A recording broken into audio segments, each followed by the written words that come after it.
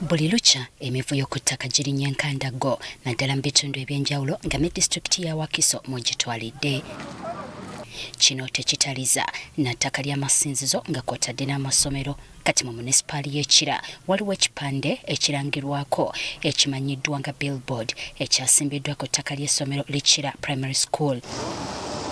Kino kitabudde abasomera ku ssomero lino ne balumba omukulu w'essomero okumanya ku nsonga zino oluvannyuma lw'okutegeezebwa nti kyateekebwawo mu kiro. Ka wiiki eno ne tusanga ekipande ekinene ennyo ekya billboard mu ttaka ly'essomero era ne tutegeezebwa nti kyasimbwawo kiro ssaawa 8. Twagala kumanya ekintu ekirabikako nga kino ki billboard kino kituuka kitya okulabika ku ssomero lyaffe lino nga ffe ba old students bawo tetumanyi, organizing committee temanyi. Baawalirizibwa okwekubira enduulu eri abakulira essomero kyokka nga mpaawo kye bamanyi ku nsonga eno. Twatwala obuvunaanyizibwa ne tubuuza headmistress n'atugamba talina kyakimanyiiko, ne tutegeeza olukiiko olufuzi olwa kanso oba olukwatibwako olwa kanso Kira municipality ne batugamba tebakimanyiiko. Twagenda mu maaso ne tubuuza olukiiko olwa kanso olukulembera ekkanisa y'Ekira naye ng'abaliko bonna tebamanyi kigenda mu maaso. Wekijjidde nga gye buvuddeko waliwo okwemulugunya olw'ekitundu ku ttaka ly'essomero okwesenzaako bannakigwanyizi. Waliwo staff quarters ezaaliwo ekyemmanga w'essomero main campus zaatwalibwa mu ttaka eryo lyatwalibwa mu lukutujju. Abasomesa ne bavaawo tebalina we basula, abamu bapangisa. Ekisinga okubeera aliikiriza nti n'essomero akaseera konna lyandirugenda. Nga ba old student twebuuza baba basobola okujja ne basimba billboard ennene bw'etyo ekiro. Watya nga bakedde ku makya ne tusanga nga baleese grader ne basindika essomero lyonna le baliwa ku ttaka. Tunaakola tutya?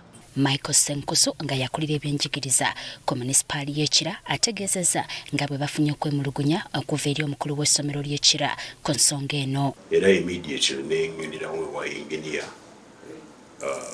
kubanga engineering eri under physical planning ne mbabuuza oba bamanyi ku billboard eri ku ssomero ne baŋŋamba they are not aware.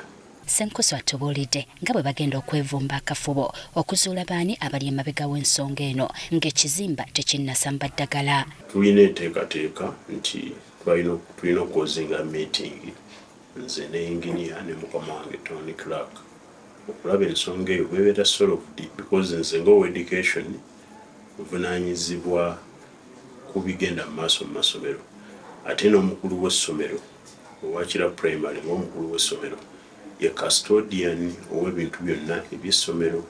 Tusaba Mwami Kalungi, Reverend Festo Kalungi, Vicar wa St. Thomas Church of Uganda Kira era nga ye Vicar wa Kira Parish atunnyonnyole baani be yakolaganye nabo okuteeka ekipande mu ttaka ly'essomero.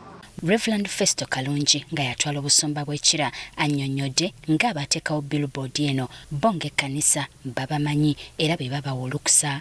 Siraba ono kireeta nsasadde wabula kye twategeddeko kiri kimu nti abaatusaba okupangisa awa billboard baali tebannaba kufuna lukusa mu municipality council Ekira ne bateekawo era omubwe yekyogere ne ngamba kisoboka. Ategeezezza nga bwe waliwo abantu ab'enjawulo abapangisa ku ttaka lya kkanisa era ng'ensimbi ezivaamu ziyambako mu kuddukanya emirimu gy'ekkanisa.